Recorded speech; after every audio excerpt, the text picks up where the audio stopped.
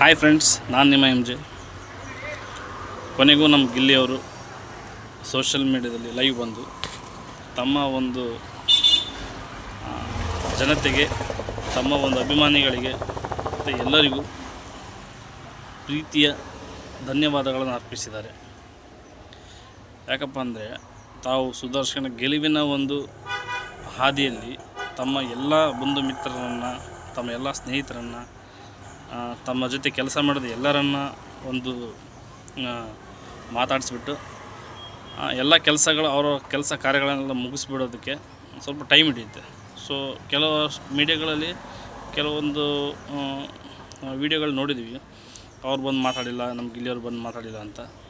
So but ಕೆಟ್ಟ ಒಂದು troll ಆಗಲಿ, ಒಂದು ಕೆಟ್ಟದ ವೀಡಿಯೋ ಆಗಲಿ ಇದುವರೆಗೂ ಒಂದು ನೋಡಿಲ್ಲ ನಾವು ಗಿಲ್ಲಿಯವ್ರ ಬಗ್ಗೆ. ಸೊ ಅವ್ರ ಬಗ್ಗೆ ಅಸಮಾಧಾನ, ಯಾಕಂದರೆ ಹೇಳಿಲ್ಲ ಅನ್ನೋ ಒಂದು ಫೀಲಿಂಗ್ ಇರ್ತಲ್ಲ, feeling type.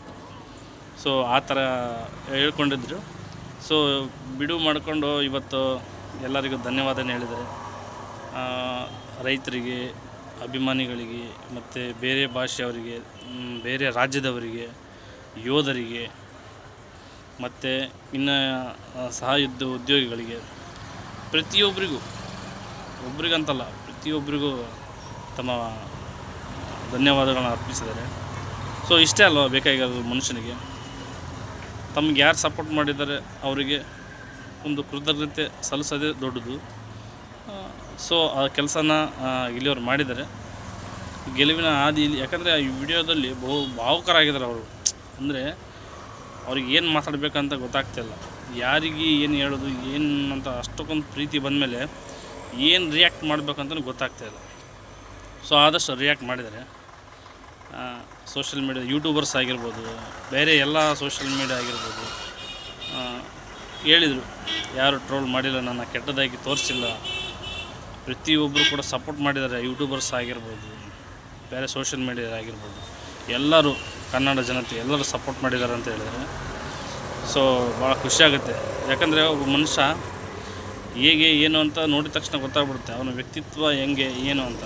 So big boss ಮನೆಯಲ್ಲಿ ಇರೋಕ್ಕಿಂತ ಮುಂಚೆನೇ ನಾವು ಗಿಲ್ಲಿನ ನೋಡಿದ್ದೀವಿ. ಸೊ ಅವರು ಎಲ್ಲರನ್ನ ನಗಿಸುತ್ತಾ, ತಮ್ಮ ನೋವಿದ್ರೂ ಕೂಡ ನಮ್ಮನ್ನು ನಗಿಸ್ತಾ ಬಂದಿದ್ದಾರೆ.